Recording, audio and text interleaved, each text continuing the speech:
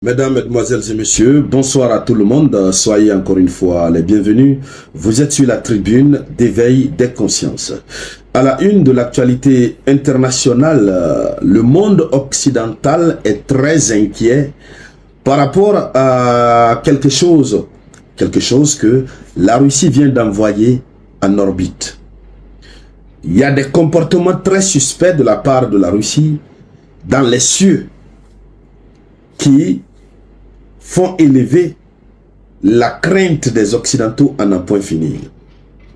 Vous savez, après avoir fini de conquérir le monde terrestre, et les puissances nucléaires sont en train maintenant de chercher à se battre dans les cieux, donc en orbite autour de la Terre. C'est aujourd'hui cet espace qui représente un danger majeur, c'est-à-dire si tu es puissant là-bas, c'est que tu contrôles le monde. Tu as la terre dans tes mains. Alors, la Russie a lancé quelque chose en orbite, mais cette chose fait très peur. Et ce qui fait mal aux Occidentaux, c'est que la Russie refuse de parler. Elle refuse de se prononcer. Malgré les accusations, elle ne se prononce pas. Et qui ne dit pas mot consent, qui ne dit rien consent, ce qui veut dire, ce qu'on reproche à la Russie, c'est vrai donc. Mais il s'agit de quelle chose? Et comment la situation se passe? C'est donc de cela que nous allons parler dans le cadre de cette vidéoconférence, que je vous demande d'ores et déjà de partager au maximum, partagez-la dans tous les groupes possibles. Voilà, partagez la vidéo partout s'il vous plaît. Alors, n'oubliez pas de mettre beaucoup de j'aime. Allons-y dans les profondeurs, hein. C'est un arsenal spatial sous surveillance. Nous apprenons donc que les activités spatiales russes soulèvent des interrogations majeures au sein du Pentagone. L'Amérique est très inquiète. C'est un satellite que la Russie a placé en orbite. Vous savez, pour le placement des satellites en orbite, la Russie est championne.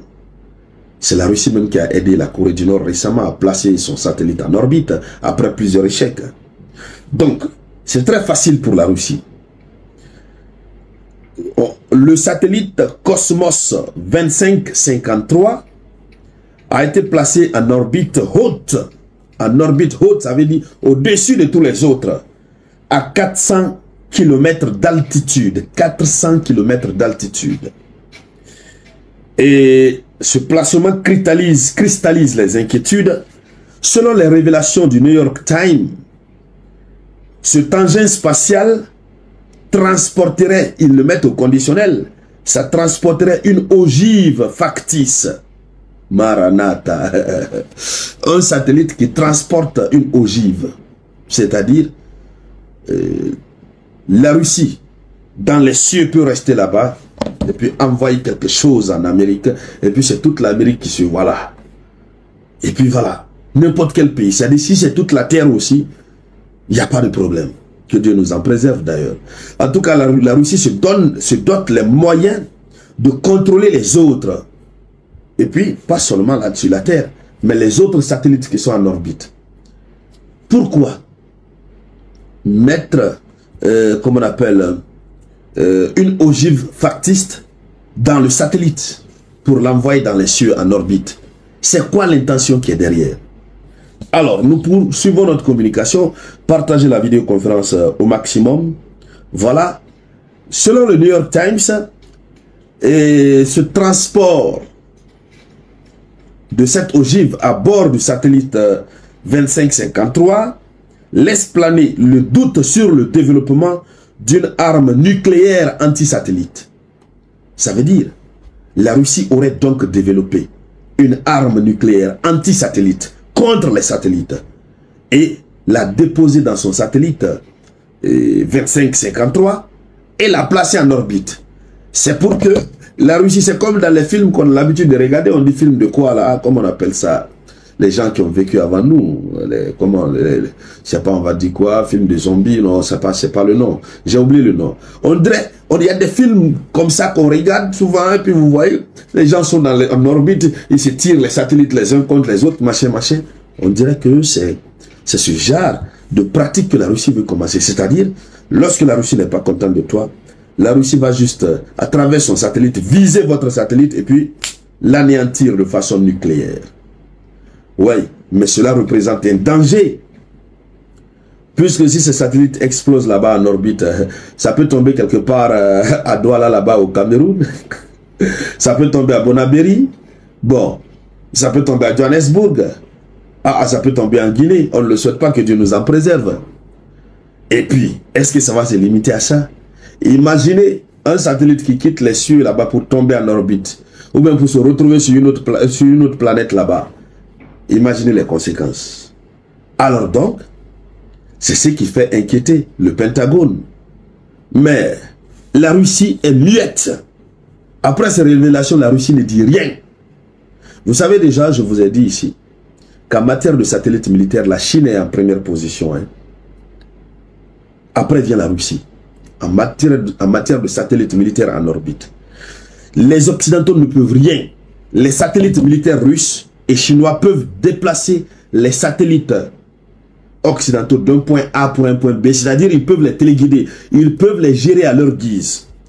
Jusque-là, les Américains se battent pour vraiment annuler cette option, mais c'est impossible.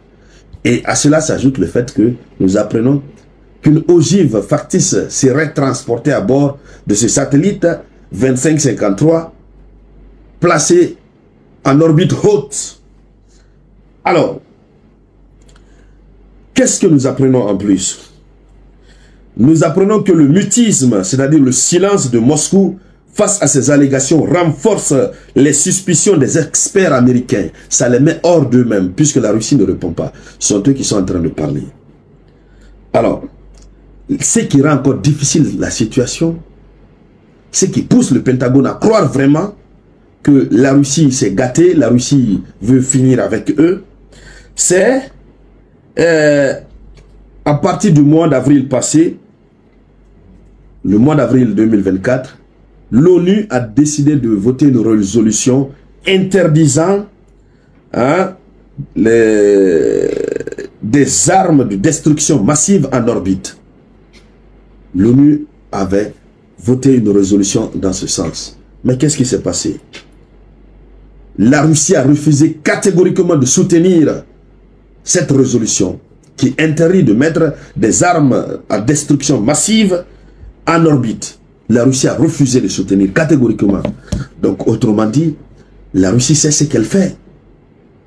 Elle sait ce qu'elle fait. Et en plus, selon les experts américains, ce qui s'est passé à Dnipro, tout récemment, dans la ville de Dnipro, en Ukraine, le missile intercontinental qui avait été envoyé avec une tête nucléaire inerte, Maranatha, c'était une tête nucléaire, hein, mais qui était inerte.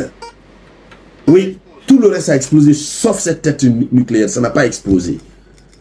Ça a surpris le monde, puisque les gens n'ont pas vu ça venir. Ils ne savaient pas que la Russie était en train de développer une telle arme. Et pas seulement ça. La Russie a aussi fait quelque chose. Je crois, ça c'était en 2000, combien? En 2022. Dans l'espace, il y a des manœuvres suspectes et que la Russie a toujours multiplié. En fin 2022, il y a eu le déplacement inexpliqué d'un satellite inactif vers le cosmos 2562. Un satellite inactif. Un satellite qui ne bouge pas, qui ne fait rien normalement. Mais on le voit se déplacer pour aller vers un autre satellite. Donc, les Occidentaux sont confus, ils ne savent pas ce que la Russie est en train de faire. La Russie ne dit rien. Elle continue son petit bonhomme de chemin. Et donc, mesdames, mesdemoiselles et messieurs, voici là la triste réalité. Voici l'actualité. Je vous reviens donc tout à l'heure avec de nouvelles actualités. C'était la voix de votre unique samouraï.